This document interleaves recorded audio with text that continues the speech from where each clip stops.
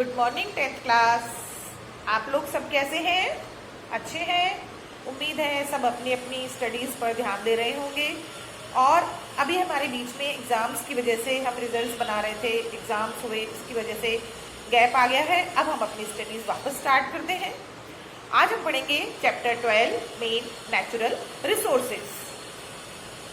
Every organism is surrounded by various organisms and biotic and abiotic components. हम जितने भी organisms हैं, हम लोग हैं, अपने चारों तरफ organism से, biotic component से और abiotic component से घिरे हुए हैं। हमारे चारों तरफ ये चीज़ें हैं और ह्यूमन बीइंग जो है वो शुरू से ही अपने नेचर के साथ इन सभी कंपोनेंट्स के साथ एडजस्टमेंट करता आया है, क्योंकि ह्यूमन बीइंग्स का जो एग्जिस्टेंस है वो मेनली इन्हीं के ऊपर डिपेंड करता है, बायोटिक और एबायोटिक कंपोनेंट के ऊपर ही डिपेंड करता है। ठीक है, तो unfortunately in recent years the tendency of exploitation of natural resources has increased. Exploitation of natural resources has increased. The bad results is that we are facing many natural disasters such as flood, drought, landslide, epidemics, earthquakes and tsunami. But if we look at ancient Indian culture, we find that in Vedic times our sages and monks had given much importance to nature, forest, sun, earth, sky, etc. They were considered equivalent to God. इसको अपने nature को पूजते थे, अपने सन को, moon को, trees को, plants को, इनको सबको, इनकी सबकी पूजा करते थे। वो इसको एक गॉड के बराबर मानते थे and were worshipped. And by developing this tradition they explain their importance to the people, और अपने लोगों को उसके इम्पोर्टेंस के बारे में बताते कि इनके बिना हमारा जीवन संभव नहीं है।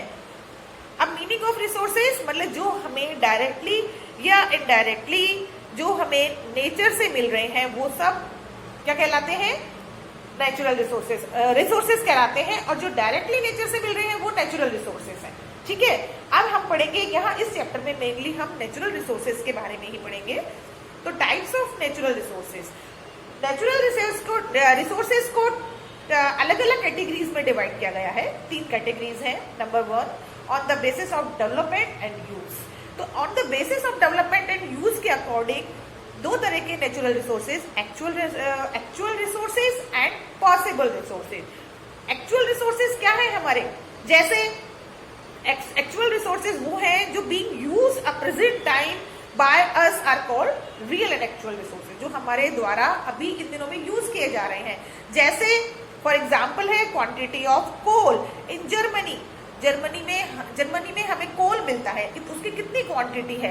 Quantity of mineral oil in West Asia and quantity of black soil in Maharashtra, जो हमें अभी हमें मिल रहा है। हमें ये चीजें हैं सब। और एक्चुअल पॉसिबल रिसोर्सेज वो रिसोर्सेज हैं जिनकी क्वांटिटी अभी हमें मालूम नहीं है, जो हमें आगे फ्यूचर में मिलेंगे। ठीक है, और इनको एग्जाम्पल के रूप में बता रही हूं मैं आपको कि जैसे रैपिडली मूविंग विंड मिल्स हैं which was a possible resources 20 years ago. 20 साल पहले हमें पता नहीं था कि हमारे पास ये विंड मिल्स आएंगी। ठीक है ना, और आज इतना डेवलपमेंट हो चुका है कि विंड मिल को हम यूज में लेने लगे हैं और आगे भी शायद हमें इसको यूज में लेंगे। तो ये कहलाते हैं पॉसिबल रिसोर्सेज। ठीक है, अब दूसरा है on the basis of availability और ओरिजिन। तो इनके अकॉर्डिंग 2 तरह के हैं, एक तो बायोटिक और एक है एबायोटिक रिसोर्सेज। बायोटिक वे हैं जो लाइव है, लिविंग थिंग्स हैं, वो biotic such as plants, animals and human beings. और abiotic which is not alive, ये है such as air, soil, light etcetera. ठीक है, अब है थर्ड है अपना on the basis of storage और डिस्ट्रीब्यूशन। इनके अकॉर्डिंग इसमें 2 तरह के हैं, universal resources, local resources. Universal resources the things which are available everywhere easily are known as universal resources such as air. Local resources which are limited in stock and are available at selected places are known as local resources such as copper, iron, gold. मतलब जो चीज particular कहीं कहीं मिलती है, iron हर जगह नहीं मिलेगा आपको, गोल्ड हर जगह नहीं मिलेगा, पर्टिकुलर जगहों पे मिलेगा, लेकिन एयर जो है हमें हर जगह मिलेगी। तो वो यूनिवर्सल रिसोर्सेज, ये लोकल रिसोर्सेज। ठीक है, अब to understand natural resources in a better way we can further divided into 2 categories. एक तो होते हैं रिन्यूएबल नेचुरल रिसोर्सेज, एक होते हैं non renewable natural resources. Renewable कौन से होते हैं? Those resources that can be build and used again, मतलब हम उसको यूज में ले चुके हैं लेकिन उसको दोबारा भी यूज में लेने के बाद यूज में ले सकते हैं, वो कहलाते हैं रिन्यूएबल। और नॉन रिन्यूएबल होते हैं जिनको हम यूज में ले चुके हैं लेकिन अब दोबारा हमारे काम नहीं आएंगे। देखिए रिन्यूएबल का क्या है एग्जाम्पल, जैसे सोलर एनर्जी हमको कितनी भी मिल सकती है, हम लेते जाते हैं हमको वापस मिलती जाती है, ये होते हैं रिन्यूएबल रिसोर्सेज, है ना। विंड एनर्जी ये, और नॉन रिन्यूएबल रिसोर्सेज वो होते हैं जो कि हम दोबारा काम में नहीं ले सकते। कोयला एक बार हमें मिल गया, उसको हमने यूज में ले लिया तो वो बेकार हो गया, उसको दोबारा हम काम में नहीं ले सकते हैं। पेट्रोल एक बार हमने काम में ले लिया, दोबारा नहीं ले सकते हैं, उसको कहते हैं नॉन रिन्यूएबल रिसोर्सेज। अब ये है कि जितने भी नेचुरल रिसोर्स है इनका मैनेजमेंट करना बहुत जरूरी है। इनका मैनेजमेंट क्यों जरूरी है? क्योंकि क्या था कि जब बहुत पहले प्रिमिटिव ह्यूमन बीइंग था, उस टाइम एक तो पॉपुलेशन इतनी ज्यादा नहीं थी और लोगों को उसको कंजर्वेशन की जरूरत नहीं थी क्योंकि बहुत लिमिटेड लोग थे तो उनके लिए सफिशिएंट था सब कुछ। लेकिन क्या हुआ, धीरे धीरे डेवलपमेंट बढ़ता रहा, इतने बड़े बड़े अर्बनाइजेशन होता रहा, तो उसकी वजह से क्या हुआ, पॉपुलेशन बहुत ज्यादा बढ़ी। पॉपुलेशन बढ़ने की वजह से डेवलपमेंट ज्यादा हुआ तो रिसोर्सेज को यूज में लेना ज्यादा शुरू कर दिया, तो रिसोर्सेज खत्म होने लगे। तो अब उन रिसोर्सेज का कैसे जुडिशियस यूज किया जाए, इसके बारे में हम यहाँ पढ़ेंगे। Judicious use and conservation. If we use the natural resources by planning, equilibrium and sensibility, then these can be used for long time and can be preserved for future. ठीक है ना। अब जैसे पेट्रोल है, अब हम उसको यूज में लिए जा रहे हैं, वेस्ट भी कर रहे हैं उसको, तो बाद में पेट्रोल तो लिमिटेड है जमीन के अंदर, वो जितना है वो हम काम में ले सकते हैं, उसके बाद फ्यूचर जनरेशन के लिए नहीं बचेगा, तो उसका कैसे जुडिशियस यूज किया जाए ये हम यहाँ पढ़ेंगे। जैसे not using natural resources only protecting them, natural resources को हम ज्यादा यूज में नहीं लेंगे, उनको प्रोटेक्ट करेंगे। यूज विद निगार्डलीनेस, मतलब उसको बहुत ही तरीके से यूज करेंगे। And even after their need they are preserve for future, even after their need, हालांकि हमको उनकी जरूरत है, they are preserve for future, उनको हम फ्यूचर के लिए प्रोटेक्ट करेंगे। Rather, conservation means meaningful and judicious use of natural resources for fulfilling the requirement of maximum number of human beings over a long period of time. अब है need for conservation of resources, क्यों जरूरत पड़ी conservation की? Man has been using various natural resources for their requirements. For the production of food grains and other items, soil is plowed. Forest produce and minerals have been exploited and used for the purpose of irrigation and production of electricity. In the last 2 decades, this exploitation has increased. मतलब इतना ज़्यादा इसका exploitation, मतलब हम इतना ज़्यादा उसको use में लेने लगे हैं कि natural resources have undergone seriously damage and destruction due to population explosion and industrial production has increased at a very high rate. The world population was around 1.75 billion 200 years ago and now it is to 5.25 billion. Demand of raw material for food, clothes, houses, modes of transport and various types of machinery has increased by many times. Due to this, we are rapidly exploiting the natural resources in an incorrect and destructive form. अब हम यहाँ पढ़ेंगे कि अब इसलिए हमें कि क्योंकि इतना ज्यादा नेचुरल रिसोर्सेज को यूज में लेना शुरू हुआ कि फ्यूचर जनरेशन के लिए कुछ नहीं बचेगा, तो उसको हम मैनेजमेंट कैसे करें? तो ये है ways of conservation of resources. Resources को कैसे हम किस तरीके से हम कंजर्व करें, ये यहाँ बता रहे हैं। तो सबसे पहले पढ़ेंगे forest conservation and management. Forest का कंजर्वेशन कैसे करें? जैसे forest is the basis of life on the earth. This is the reason from where development of life took place from very ancient time and millions of species of animals and plants have originated. Forests are controller of regular supply of rainwater to our river, ponds and other sources of water bodies. ये हम शुरू से पढ़ते आ रहे हैं, जितना planting होगा, जितना ज्यादा फॉरेस्ट होगा, उतना ही रेनफॉल होगा, उतना ही पानी होगा। Because they attract cloud and rain, forests also provide humidity to the atmosphere and bring balance in temperature. तो forest help in producing rainfall, conservation of water sources, maintain flow of water in reverse and is also helpful in maintaining humidity and atmosphere. कितने सारे uses है देखिए forest के बिना हमारी life possible नहीं है। तो अब forest prevent soil erosion and make land, ये सब इसका बता रखा है कि फॉरेस्ट हमारे लिए कितने यूजफुल हैं। अब देखिए due to reduction of area of forest many places are suffering from drought and soil erosion, क्योंकि धीरे धीरे पेड़ों को काटते जा रहे हैं, फॉरेस्ट कम होते जा रहे हैं, सॉइल इरोजन बढ़ता जा रहा है। ठीक है कि अब क्या होगा, felling of trees has also affected the hills due to flood occur, livestock, crops and many things destroyed.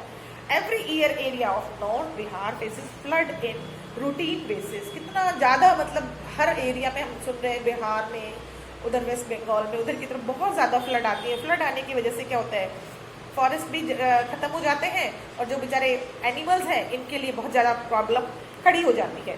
तो अब ये हमारे एक क्वेश्चन हमारे अंदर उठा कि forest conservation is now a question of do or die for अस।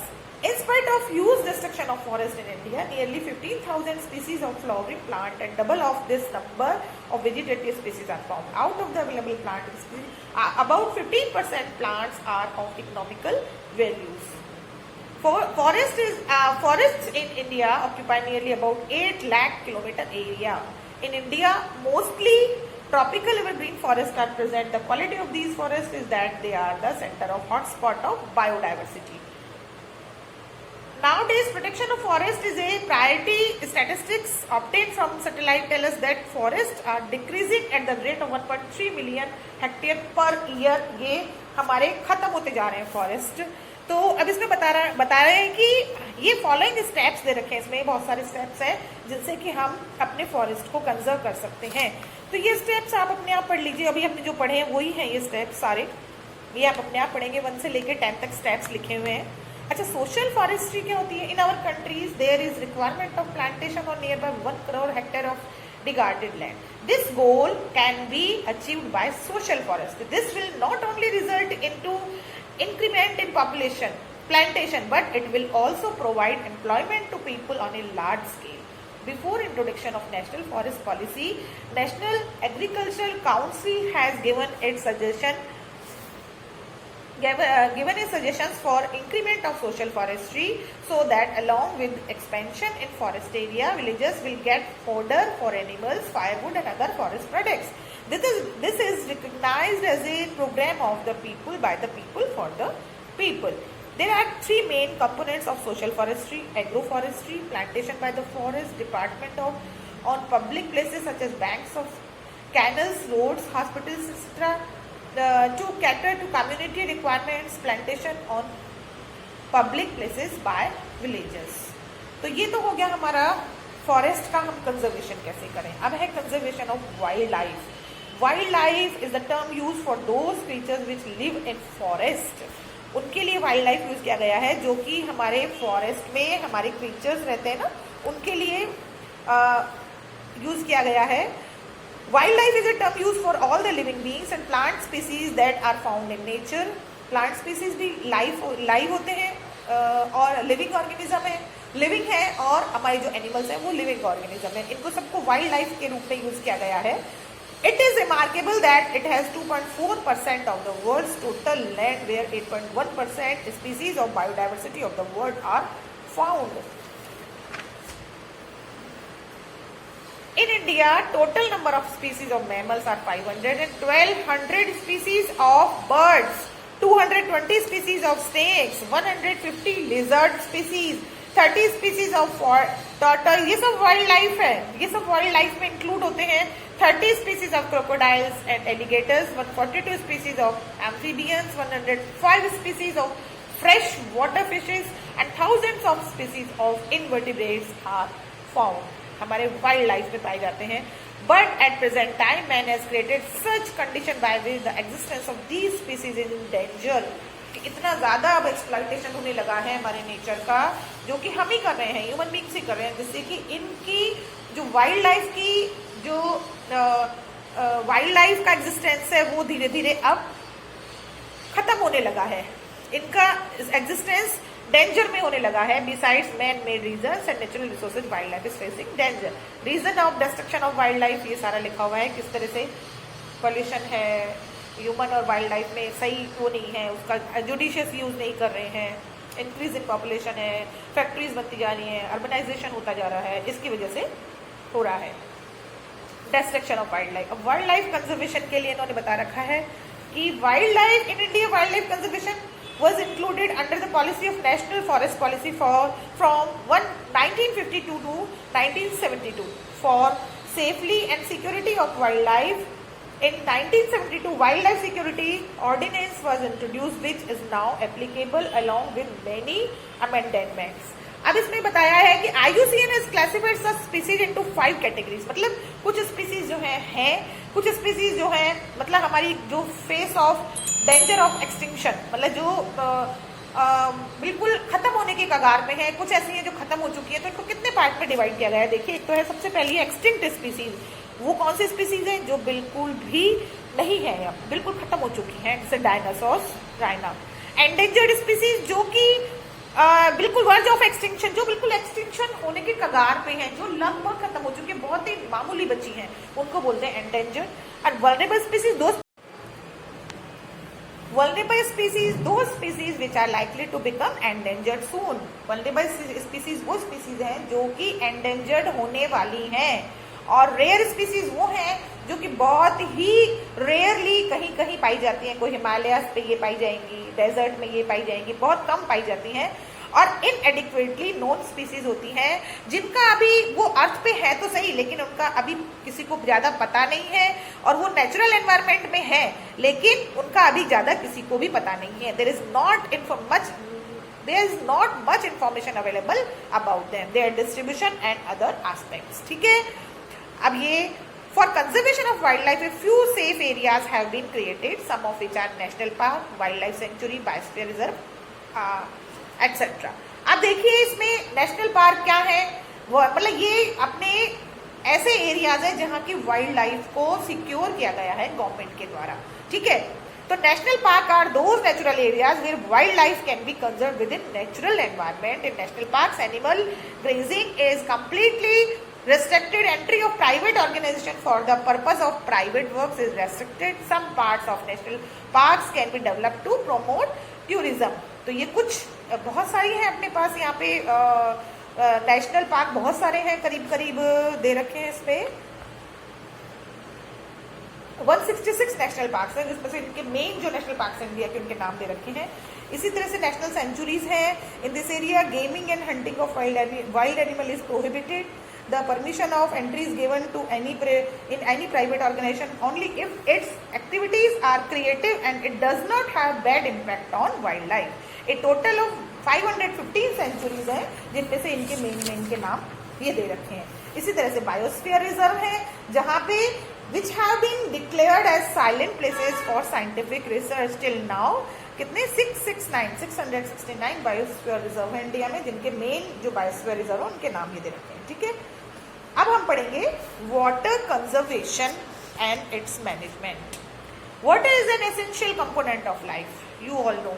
ठीक है, nearly about 70% of land of the planet earth is immersed in water, out of which only 2.5% is usable for us. 97.5% of total available water is saline water. समुद्रों में जो पानी है वो हमारे use का नहीं है, पीने का नहीं है वो पानी। That's why it cannot be used. Many problems have emerged due to increase in population and excessive population and excessive exploitation of water. Water crisis is the most severe problem today। ये world wide problem हो रही है कि पानी की बहुत कमी होती जा रही है क्योंकि पॉपुलेशन बढ़ती जा रही है, तो लोगों को पानी की ज्यादा जरूरत महसूस होती है। तो today water conservation and management is most important issue. There are 3 important principles of water conservation and management. Number 1, maintaining of availability of water, protect water and water sources from pollution, recycling polluted water and its reuse। Methods for water conservation and management। ये methods आ गए कि water conservation के कौन कौन से methods हैं। देखिए ये बता रखे, conservation of water means conservation of life। The following methods should be adopted for water conservation। ये सारे मेथड्स हैं जिनको हम वाटर कंजर्वेशन हमने पहले प्रीवियस क्लासेस में पढ़ा है, 8th में भी पढ़ा है, 9th में पढ़ा है, इसलिए ये मैं आपको रिपीट नहीं करूँगी, आप अपने आप पढ़ेंगे ये। अब है integrated watershed management. In integrated watershed management for management of land and water of a particular region should be undertaken. Culture and forest techniques should be jointly used. Watershed is an area where flow water is towards a point. It is a type of unit of landform. It is the basin of adjacent rivers. It can be used according to convenience for the purpose of integrated development in nature regions. Watershed management is a part of total development in which conservation of soil and humidity, flood control, water storage, plantation, garden pastoral development and social forestry etc. are included. In India, watershed management development programs are managed by Agriculture, Rural Development, Environment and Forest Ministry. अब है rain water harvesting. ये rain water harvesting के बारे में बहुत सुना होगा और कई घरों में आजकल रेन वाटर हार्वेस्टिंग होती भी है। तो देखिए अपने राजस्थान में राजस्थान में पानी की बहुत स्केर्सिटी होती है ना, बहुत ही कमी है पानी की। तो यहाँ पर देखिए किस तरह से वाटर को मैनेज किया जाता है, कैसे रेन वाटर हार्वेस्टिंग की जाती है। तो Khadin in following indigenous techniques, इसमें टेक्निक्स में एक नाम आता है खादीन का। Khadin is a temporary pond made of mud which is constructed under the slope of swampland. Mud walls are constructed on two sides of it. किसी ने देखा भी होगा शायद, ये गांव में बने होते हैं इस तरह से पॉन्ड जो चारों तरफ से बस मिट्टी की होती है, उसमें गड्ढा कर दिया जाता है, उसके अंदर पानी इकट्ठा किया जाता है, फिर उससे इरीगेशन किया जाता है। ठीक है, पॉन्ड्स ये भी यही है कि one of the main ancient technique of rainwater harvesting there were separate pond built for bathing and man and women. There are a well near the bank of pond which are known as berries. This is a traditional method of water storage and has its importance even nowadays. It is a scientific basis for increasing groundwater level. और lake है, फिर बावड़ी है, इनका नाम सबने सुना होगा। तोबा है, ये देखिए इसमें बन रहा है इस तरह से तोबा। ये देखिए इसमें, ये मेरे ख्याल से डेजर्ट में होता है इस तरह से। तो ये वाटर मैनेजमेंट के लिए वाटर हार्वेस्टिंग सिस्टम है। ठीक है, सारा आपकी बुक में दे रखा है, ढंग से पढ़ना, आपको समझ में आ जाएगा। फिर conservation of coal and petroleum. अब कोल एंड पेट्रोलियम है, ये भी अपने लिमिटेड क्वांटिटी में है, ये भी जो है नॉन रिन्यूएबल रिसोर्सेज है, तो इनको भी फ्यूचर जनरेशन के लिए कंजर्व करना बहुत ज़रूरी है। तो इसमें देखिए petroleum is a very important mineral which is very much use in our daily life. It is also a fossil fuel just as coal. It is also made due to vegetation and dead animals crushed under the land over a period of time. These dead and crushed plants were transformed into petroleum. ये आपको मैंने 9th में पढ़ाया, 8th में पढ़ाया, ये पहले भी आते रहते हैं। वैसे भी जनरल चीज़ें हैं कि पेट्रोलियम कैसे बनता है, कि बहुत मिलियंस ऑफ ईयर्स एगो क्या था कि जो वेजिटेशंस थी वो डिस्ट्रॉय हो गई और धीरे धीरे उनकी जगह क्या हो गई, वो जो अंदर मिट्टी में दब गई सारी, और एनाएरोबिक बैक्टीरिया की वजह से उनमें धीरे धीरे इस तरह की रिएक्शंस हुई कि वो दबी हुई चीज़ इस चीज़ में डेवलप हो गई, कोयले में डेवलप हो गई। इसी तरह से समुद्र धीरे धीरे खत्म होने लगे, तो समुद्र की जो वेजिटेशंस थी वो धीरे धीरे दब गई मिट्टी के अंदर और वो पेट्रोल में डेवलप हो गई। तो वो कितने मिलियंस ऑफ ईयर्स अगो, कितने सालों में पेट्रोल डेवलप हुआ है, कितने सालों में कोयला बना है। ठीक है ना, coal and petroleum both are fossil fuel which है, इसीलिए इनको फॉसिल फ्यूल बोला जाता है क्योंकि बहुत सालों में बनाए ये are non renewable mineral obtain from land. अब ये क्या है, ये पेट्रोलियम का बता रखा है, ये तो पेट्रोल का। Sustainable development, any resource should be used carefully in such manner that along with us our future generation may also use them. We should ensure that future generation will get access to these resources. एक इसके बारे में पता रखा है कि किस तरह से नेचुरल रिसोर्सेज को बचाने में पार्टिसिपेट किया लोगों ने। तो इसमें एक बहुत अच्छा नाम आता है चिपको मूवमेंट। चिपको मूवमेंट आज से अमृता देवी चिपको मूवमेंट। इसमें क्या था कि progressive step in the direction of protecting forest, the main aim of this movement to prevent deforestation. This movement started from Rajasthan's Jodhpur district in Khejarli village, where along with Amrita Devi's 363 people of Vishnoi community and sacrificed their lives for protecting cutting of trees. कि मतलब क्या हुआ था कि बहुत पहले कितने 1730 AD में बताया कि राजा को लकड़ियों की जरूरत थी, तो वह राजा ने ऐलान किया कि सब पेड़ों को काट दिया जाए। ठीक है, तो सोल्जर्स जैसे ही वो पेड़ काटने के लिए कुल्हाड़ियां लेके चले, तो अमृता देवी की उसमें 363 लोग जो थे वो पेड़ों के ऐसे चिपक के खड़े हो गए, और उनको उन राजा के सोल्जर्स ने उन लोगों को पेड़ों के समेत काट दिया था। तो उसके बाद ये चिपकू मूवमेंट इसलिए कहलाता है कि पेड़ों के ऐसे चिपक के खड़े हो गए थे। ठीक है ना। This news spread like wildfire in the surrounding area, people came over there and embraced the trees and sacrifice their lives also. So to protect the trees, 363 people sacrificed their lives. Today also Vishnoi community is committed to protect the trees and wildlife. After Kejarli in the year 1973, women of Uttarakhand ran the area about 1000 meter in height. After Kejarli sacrifice, his movement has been carried out by the Sundarlal Bahuguna. Similarly, the same kind of movement has been run in Karnataka in the name of Apiko. It is a Kannada language and word whose meaning is to embrace. Kejarli sacrifice is regarded as an ideal for protection of trees till today. People remember this and take inspiration from it. Khejri trees are known as Kalp Vriksha of that desert area of Rajasthan, which is famous for Sagwan, the pride of Rajasthan. Its scientific name is Prosopis cinerea. In 1983, Khejri trees were declared as the state tree of Rajasthan. तो ये अपना chapter आज खत्म हो गया है। इसमें chapter में आप खुद अपना एक बार रीडिंग कीजिए, इसमें कुछ भी नहीं है इस चैप्टर में, बहुत इजी चैप्टर है। ठीक है, और इसकी एक्सरसाइज मैं आपको बताऊंगी अगले टर्न में। ठीक है, ओके, बाय बाय।